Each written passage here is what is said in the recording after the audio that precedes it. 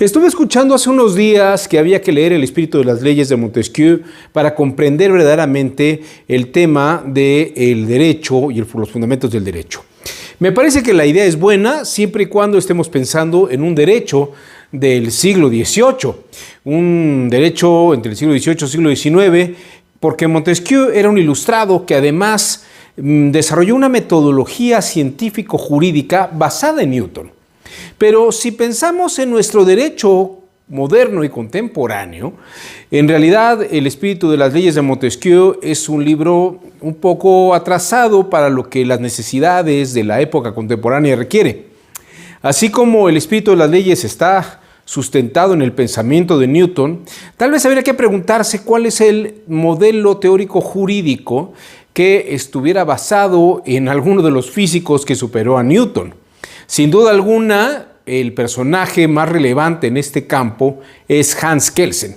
Si pudiéramos hablar del teórico del derecho que se puede equiparar al físico de su época, es decir, a Albert Einstein, sin duda alguna sería Hans Kelsen.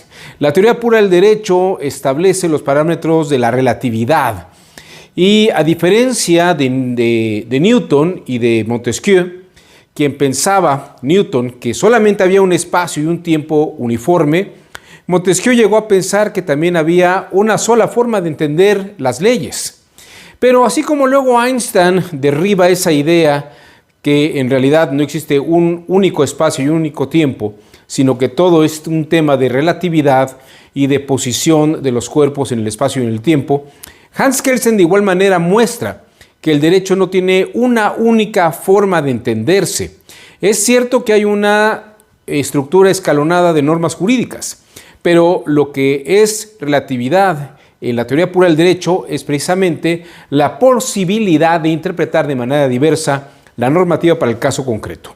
La prueba de ello es que todos los días en los tribunales colegiados, en la Corte y en las Cortes internacionales, los magistrados y magistradas, juezas y jueces, ministras y ministros debaten el sentido con el que hay que aplicar a la norma jurídica en un caso concreto.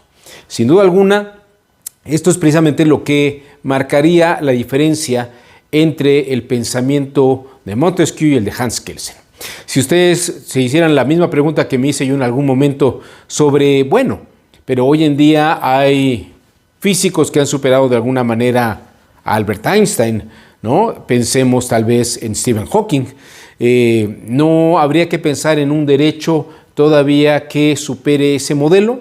Bueno, lo que les puedo decir es que esta misma idea se hizo Hans Kelsen en un texto que se llamó Naturaleza y Derecho.